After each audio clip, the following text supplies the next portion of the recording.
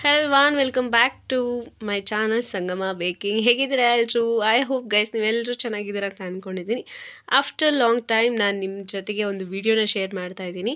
So ಇದು ಬಂದು already 1 month ಆಗಿದೆ ನಾನು ಈ ಕೇಕ್ನ ರೆಡಿ ಮಾಡಿ ವಿಡಿಯೋ ಎಲ್ಲ ಆಗಿ, ಬಟ್ ಎಡಿಟಿಂಗ್ ಎಲ್ಲ ಲೇಟ್ ಆಗಿದ್ದರಿಂದ 1 ಮಂತ್ ಟೈಮ್ ತೊಗೊಂತು.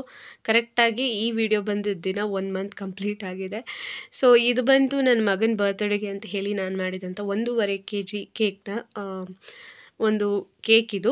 ಸೊ ಇದು ಬಂದು ಚಾಕ್ಲೇಟ್ ಫ್ಲೇವರಲ್ಲಿ ಮಾಡ್ತಾ ಇರೋದ್ರಿಂದ ಪ್ರಿಮಿಕ್ಸ್ ಬಂದು ನಾನು ಅರೌಂಡ್ ಒಂದು ಹತ್ತತ್ರ 500 ಗ್ರಾಮ್ ಅಂದರೆ 400 ಸಮಥಿಂಗ್ ಗ್ರಾಮ್ಸ್ನಲ್ಲಿ ನಾನಿಲ್ಲಿ ಪ್ರಿಮಿಕ್ಸ್ನ ತೊಗೊಂಡಿದ್ದೀನಿ. ಜೊತೆಗೆ ಒಂದು ಹಾಫ್ ಕಪ್ ನಾನಿಲ್ಲಿ ಕೋಕೋ ಪೌಡರ್ನ ಆ್ಯಡ್ ಮಾಡಿದ್ದೀನಿ. ಜೊತೆಗೆ ಒಂದು 1/4 ಕಪ್ನಷ್ಟು ಆಯಿಲ್ ಮತ್ತು ಜೊತೆಗೆ ವೆನಿಲಾ ಎಸೆನ್ಸ್ನ ಕೂಡ ನಾನಿಲ್ಲಿ ಆ್ಯಡ್ ಮಾಡಿದ್ದೀನಿ. ಸೊ ಅದಾದಮೇಲೆ ಸ್ವಲ್ಪ ನೀರನ್ನ ಆ್ಯಡ್ ಮಾಡ್ತಾ ಒಂದು ಒಳ್ಳೆ ಬ್ಯಾಟರ್ನ ನಾನಿಲ್ಲಿ ರೆಡಿ ಮಾಡ್ಕೊತಿದ್ದೀನಿ. ಕನ್ಸಿಸ್ಟೆನ್ಸಿ ಏನಿದೆ ಅದು ಈ ರೀತಿ ಇರಬೇಕು, ರಿಬನ್ ಟೈಪ್ ಬರಬೇಕು. ಸೊ ಆವಾಗ ನಿಮ್ಮ ಒಂದು ಬ್ಯಾಟರ್ನ ಕನ್ಸಿಸ್ಟೆನ್ಸಿ ಪರ್ಫೆಕ್ಟ್ ಆಗಿದೆ ಅಂತ ಹೇಳಿ. ಸೊ ಬ್ಯಾಟರ್ ರೆಡಿ ಆಗಿದೆ. ನಾನಿಲ್ಲಿ ಒಂದು ಮೋಲ್ಡ್ಗೆ ಇದನ್ನು ಬ್ಯಾಟರ್ನ ಟ್ರಾನ್ಸ್ಫರ್ ಮಾಡ್ಕೊತಾ ಇದ್ದೀನಿ.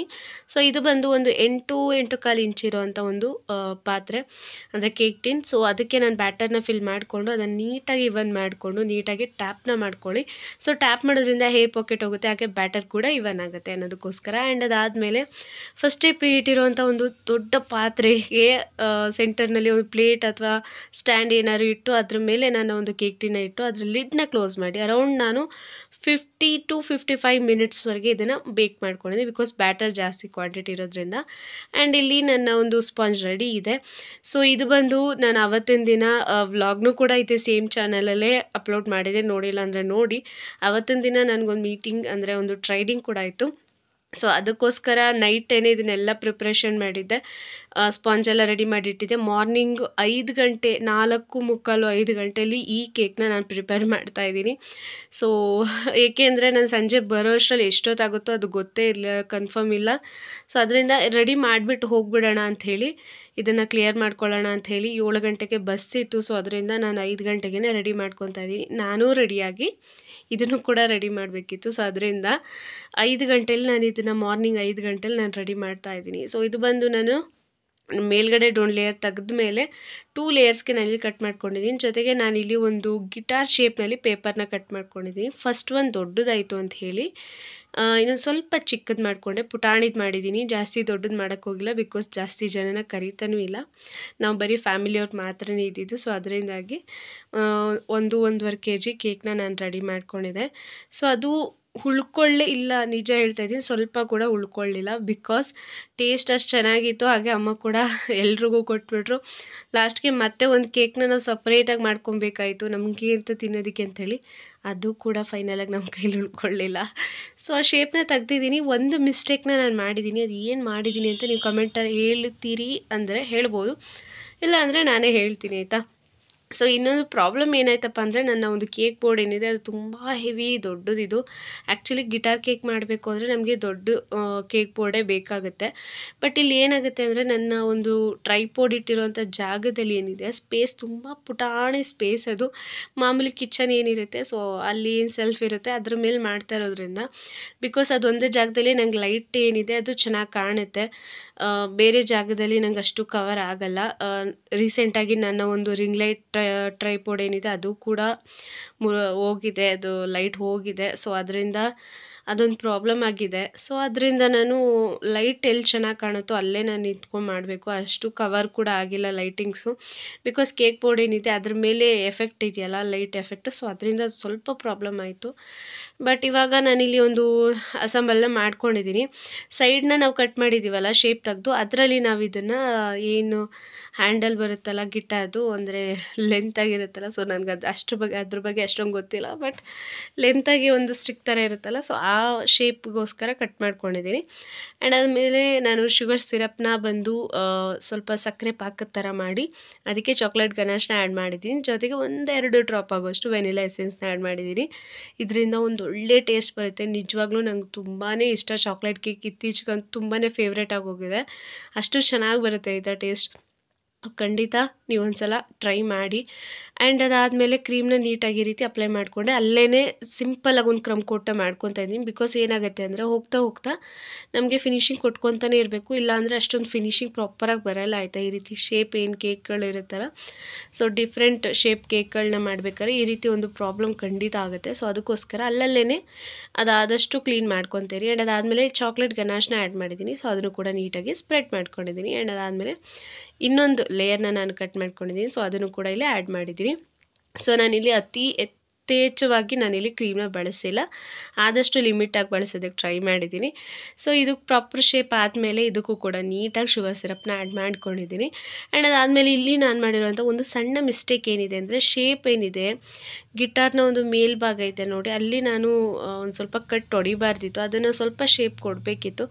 ಬಟ್ ನನ್ನ ಒಂದು ಎಮರ್ಜೆನ್ಸಿಲಿ ಅರ್ಜೆನ್ಸಿನಲ್ಲಿ ನನ್ನದು ಯಾವುದೂ ತಲೆಗೆ ಹೋಗಲಿಲ್ಲ, ಸುಮ್ಮನೆ ಗಡಿ ಬಿಡಿನಲ್ಲಿ ಮಾಡ್ಕೊಂಡು ಹೋದೆ. ಬಟ್ ಆದರೂ ಕೂಡ ಒಂದೊಳ್ಳೆ ಶೇಪ್ ಬಂತು ಆ್ಯಂಡ್ ಒಂದೊಳ್ಳೆ ಟೇಸ್ಟ್ ಅಂತೂ ತುಂಬಾ ಚೆನ್ನಾಗಿತ್ತು. So important taste. So taste ತುಂಬಾ ಚೆನ್ನಾಗಿತ್ತು. ಆ್ಯಂಡ್ ನಾನೇ ಓನಾಗಿ ಮಾಡೋದ್ರಿಂದ ಏನೋ ಒಂದು ಖುಷಿನೂ ಕೂಡ ಇರುತ್ತೆ, ನನ್ನ ಮಗನಿಗೋಸ್ಕರ ಮಾಡಿದ್ದೀನಿ ಅನ್ನೋ ಒಂದು ಖುಷಿ ಇರುತ್ತೆ. ಸೊ ನೀವು ಕೂಡ ನಿಮ್ಮ ಫ್ಯಾಮಿಲಿಗೋಸ್ಕರ ನೀವು ಮನೆಯಲ್ಲೇ ಕೇಕ್ನ ರೆಡಿ ಮಾಡ್ಬೋದು. ಜೊತೆಗೆ ನಿಮ್ಮ ಒಂದು ಎಫರ್ಟ್ ಇದ್ದರೆ, ನಿಮ್ಮ ಅದೃಷ್ಟ ಚೆನ್ನಾಗಿದ್ದರೆ, ನೀವು ಹಾಕೋ ಒಂದು ಎಫರ್ಟ್ ಮೂಲಕ ನೀವು ಕೂಡ ಒಂದು ಸ್ವಂತ ಮನೆಯಲ್ಲೇ ಹೋಮ್ ಬೇಕ್ರಿನ ಸ್ಟಾರ್ಟ್ ಮಾಡ್ಬೋದು.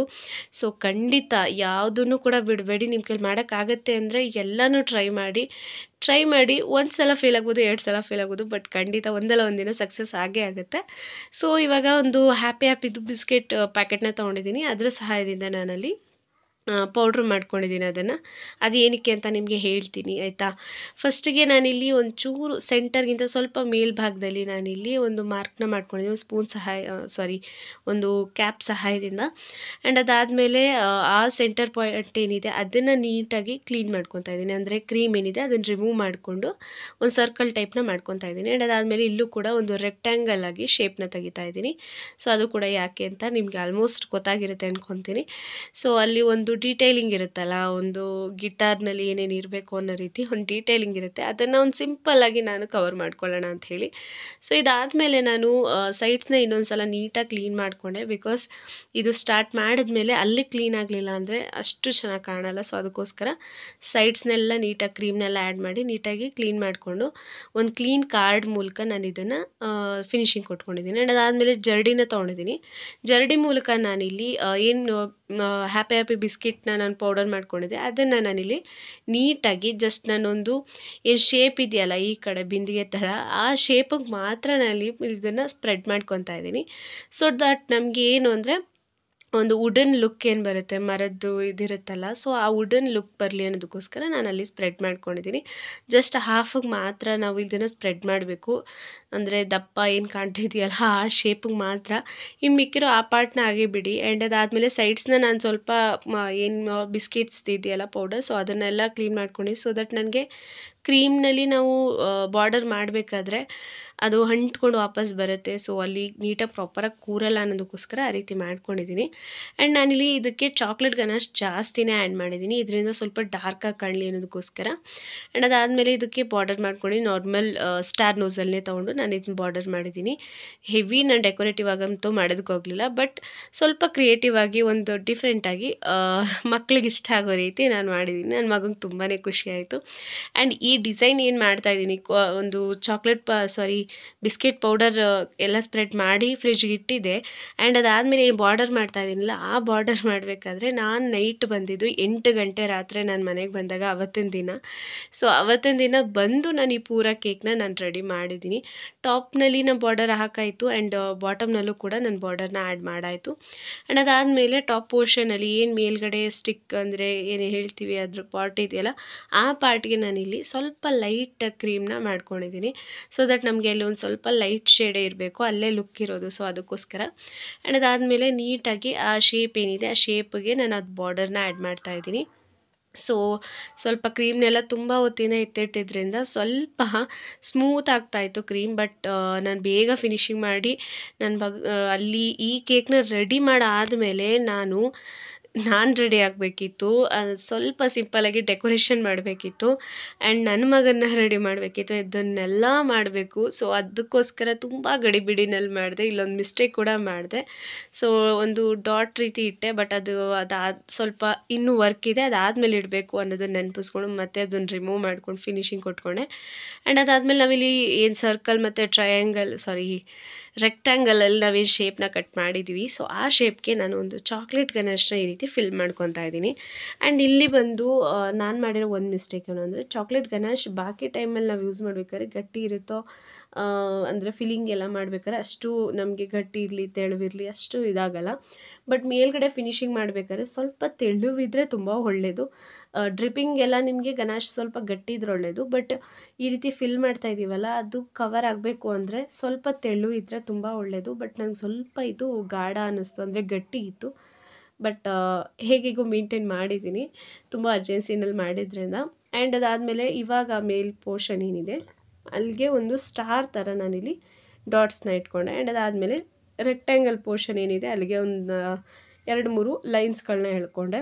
ನನಗೆ ಗೊತ್ತಿಲ್ಲ ಗಿಟಾರ್ ಇದೇ ಥರ ಇರುತ್ತೋ ಇಲ್ವೋ, ಬಟ್ ನನ್ನ ಕೈಲಾದಷ್ಟು ನನ್ನ ಒಂದು ತಲೆಗೆ ಏನು ಬಂತೋ ಆ ರೀತಿ ನಾನು ಈ ಒಂದು ಕೇಕ್ನ ಪ್ರಿಪೇರ್ ಮಾಡಿದ್ದೀನಿ. ಸೊ ಐ ಹೋಪ್ ನಿಮಗೆಲ್ರಿಗೂ ಕೂಡ ಇಷ್ಟ ಆಗಿರುತ್ತೆ ಅಂತ ಅಂದ್ಕೊತೀನಿ. ನನ್ನ ಒಂದು ಎಫರ್ಟ್ ಕೂಡ ಇಷ್ಟ ಆಗಿರುತ್ತೆ ಅಂದ್ಕೊತೀನಿ.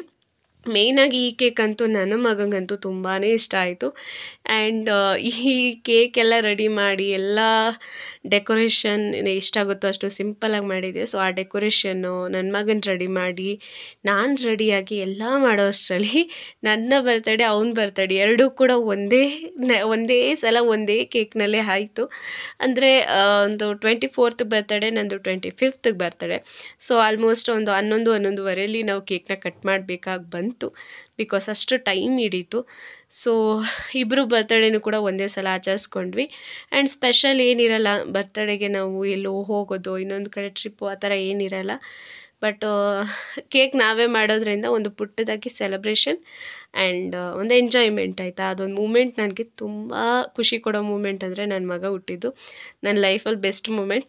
ಸೊ ಅದನ್ನು ನನ್ನ ಕೈಲಿ ಆದಷ್ಟು ನಾನು ಸ್ಪೆಷಲಾಗಿ ಮಾಡೋದಕ್ಕೆ ಟ್ರೈ ಮಾಡ್ತೀನಿ. ಆ್ಯಂಡ್ ಐ ಹೋಪ್ ಅದು ಕೂಡ ಒಂದು ಸ್ಪೆಷಲಾಗಿ ಆಗಿದೆ. ಆ್ಯಂಡ್ ಅವ್ನಿಗೆ ಅರ್ಥ ಆಗುವಂಥ ಒಂದು ಟೈಮ್ ಬಂದಾಗ ಅವನಿಗಿವೆಲ್ಲ ಅರ್ಥ ಆಗುತ್ತೆ. ಬಟ್ ಇವಾಗ ಮಾಡೋದು ಅಂದರೆ ಅದು ನಮ್ಮ ಒಂದು ಖುಷಿಗೋಸ್ಕರ. ಆ್ಯಂಡ್ ಅವನಿಗೂ ಕೂಡ ತುಂಬಾ ಖುಷಿಯಾಗಿತ್ತು ಈ ಗಿಟಾರ್ ಕೇಕ್ನ ನೋಡಿ, ತುಂಬಾ ಖುಷಿಪಟ್ಟ. ಅದರದ್ದು ವ್ಲಾಗ್ ಇದೆ, ನೀವು ಬೇಕು ಅಂದರೆ ಇದೇ ಚಾನಲಲ್ಲಿ ಅಪ್ಲೋಡ್ ಮಾಡಿದ್ದೀನಿ, ನೀವು ನೋಡ್ಬೋದು ಆಯಿತಾ.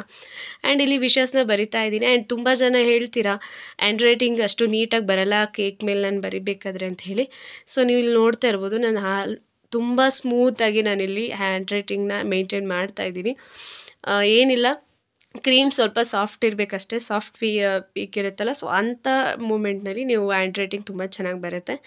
ಸೊ ನಾನಿಲ್ಲಿ ಜಸ್ಟ್ ನನ್ನ ಮಗನಿಗೆ wish you many more happy birthday ಅಂತ ಬರ್ತಿದ್ದೀನಿ. ಸೊ ನನ್ನ ಮಗನ ಹೆಸರು ಬಂದು ನಿಮಗೆ ಗೊತ್ತೇ ಇದೆ, ಸಂಗಮ. ಸೊ ಸಂಗಮ ಅಂತ ಹೇಳಿ, ಮೈ ಸನ್ ಸಂಗಮ ಅಂತ ಹೇಳಿ ಬರ್ತಿದ್ದೀನಿ. ಸೊ ಪೂರಾ ಕೇಕ್ ಏನಿದೆ, ಈ ಪೂರ್ತಿ ಕೇಕ್ ರೆಡಿ ಆಗಿದೆ. ಆ್ಯಂಡ್ ಈ ಶೇಪ್ ತೆಗೆಯೋದು ಎಲ್ಲ ನಾನು ಡೀಟೇಲಾಗಿ ಈ ವಿಡಿಯೋದಲ್ಲಿ ಹೇಳಿದ್ದೀನಿ.